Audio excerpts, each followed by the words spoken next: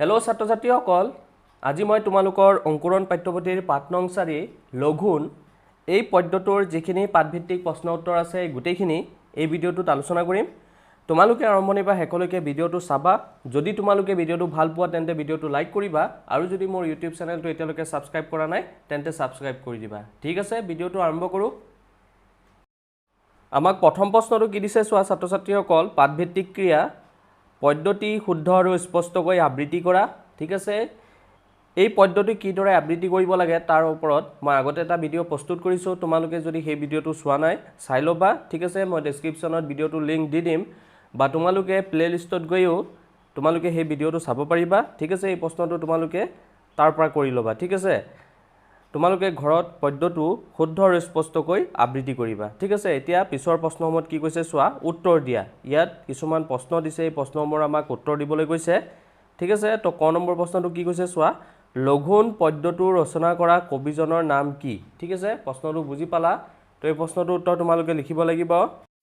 তোমালোকে এই ধৰণে প্ৰশ্নটোৰ উত্তৰ লিখিব লাগিব। ক নম্বৰ উত্তৰ, লঘুণ পদ্যটো ৰচনা কৰা কবিজনৰ নাম নৱকান্ত বৰুৱা।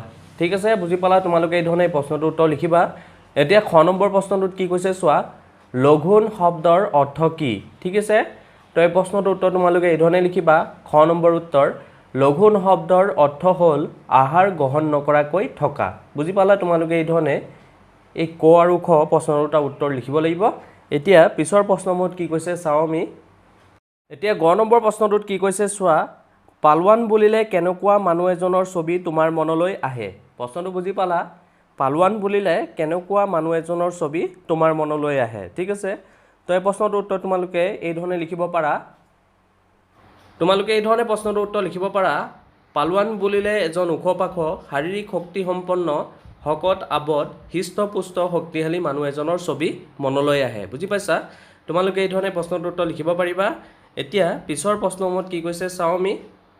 পিছৰ প্ৰশ্নটোত আমাক কি কৈছে চোৱা, লঘুণ পদ্ধতিৰ ভিত্তিত ক অংশৰ কথাখিনিৰ লগত খ অংশৰ কথাখিনি মিলাই লিখা। ঠিক আছে, আমাক ইয়াত ক অংশত চোৱা কিছুমান কথা দিয়া আছে আৰু খ অংশত কিছুমান কথা দিয়া আছে। আমাক কৈছে এই ক অংশৰ কথাখিনিৰ লগত এই খ অংশৰ কথাখিনি মিলাই লিখিবলৈ। ঠিক আছে, পদ্ধতিৰ ভিত্তিৰ ওপৰত, পদ্ধতিৰ ভিত্তিত।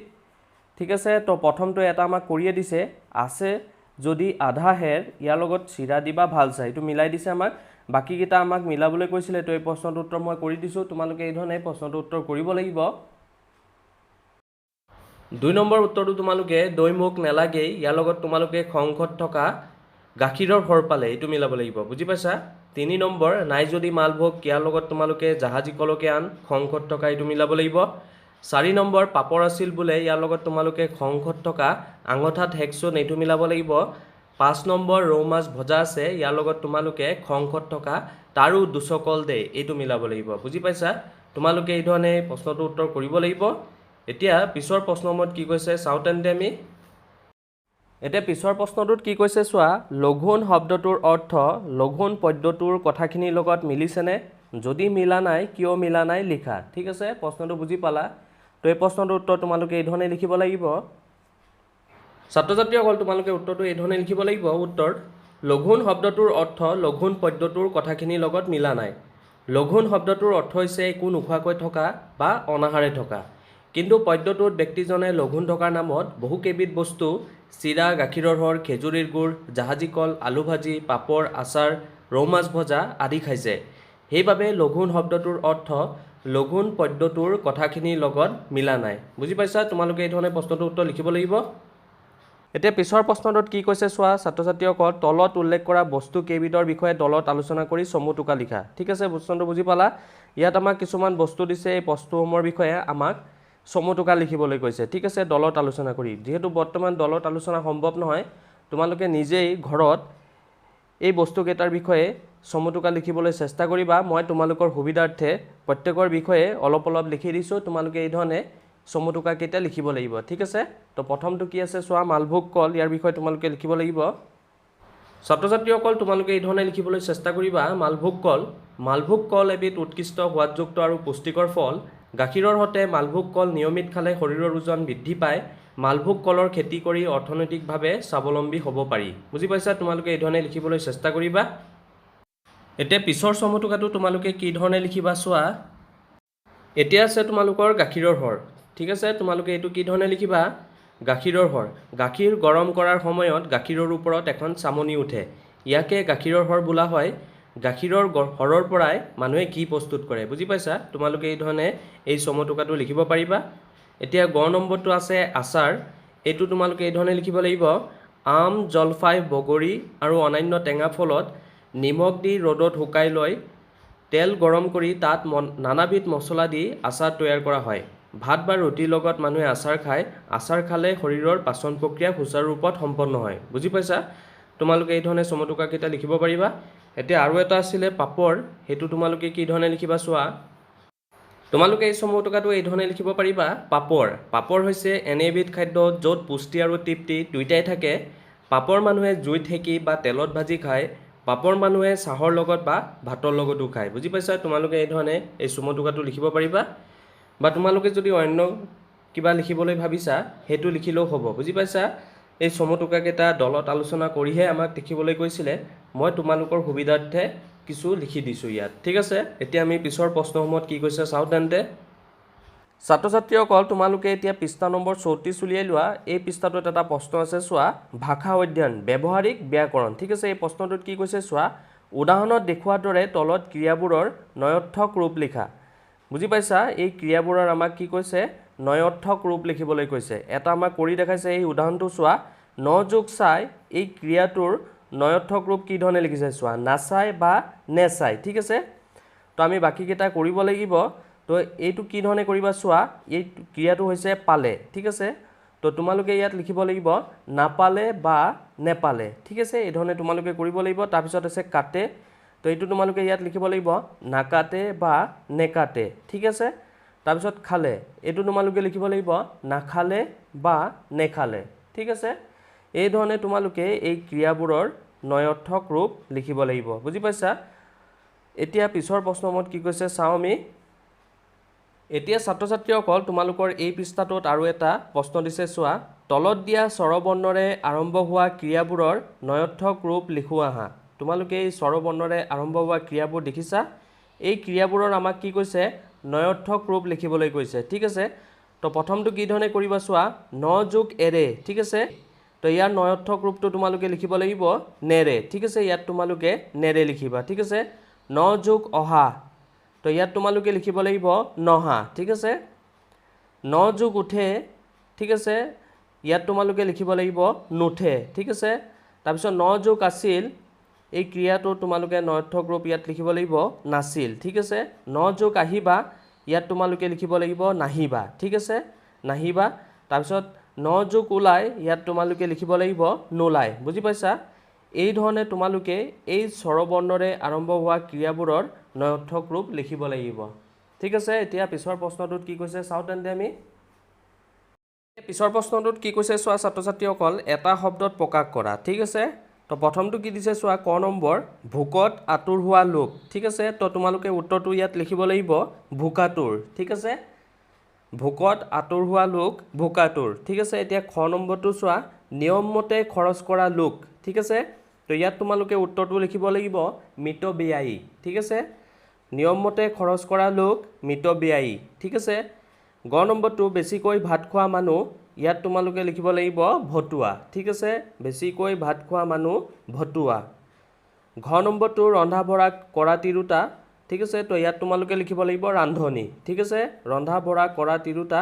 ৰান্ধনি ঠিক আছে তো তোমালোকে এই ধৰণে এই প্ৰশ্নটো উত্তৰ কৰিব লাগিব এতিয়া পিছৰ প্ৰশ্নমত কি কৈছে চাওঁ আমি ছাত্ৰ ছাত্ৰীসকল এতিয়া তোমালোকৰ পৃষ্ঠা নম্বৰ 35ত এই প্ৰশ্নটো দিছে চোৱা কোৱা আৰু লিখা কি কল তুমি খোৱা আৰু কিয় খোৱা ঠিক আছে তো এইটো তোমালোকে নিজে কৰিব লাগিছিলে তথাপি মই তোমালোকৰ সুবিধাৰ্থে ইয়াত অলপ লিখি দিছোঁ ঠিক আছে তোমালোকে উত্তৰটো এই ধৰণে লিখিবলৈ চেষ্টা কৰিবা ছাত্ৰ ছাত্ৰীসকল তোমালোকে এই ধৰণে প্ৰশ্নটো উত্তৰ কৰিবলৈ চেষ্টা কৰিবা তোমালোকে কি কল খোৱা ঠিক আছে মই ইয়াত কিছুমান কলৰ নাম লিখি দিছোঁ তোমালোকে এই কলমৰ নাম লিখিব পাৰিবা আৰু কিয় খোৱা মই ইয়াত এটা কাৰণ দিছোঁ তোমালোকে অন্য কাৰণো লিখিব পাৰিবা তোমালোকে কিয় খোৱা হেতু লিখিবা মই ইয়াত উদাহৰণস্বৰূপে তোমালোকক এটা লিখি দিছোঁ যে মই কল খাওঁ কাৰণ কল এবিধ উৎকৃষ্ট সোৱাদযুক্ত আৰু পুষ্টিকৰ ফল কল খালে গাত বল হয় ঠিক আছে তো তোমালোকে এই প্ৰশ্নটোৰ উত্তৰ নিজে কৰিবলৈ চেষ্টা কৰিবা ঠিক আছে এতিয়া পিছৰ প্ৰশ্নটোত কি কৈছে চাও আমি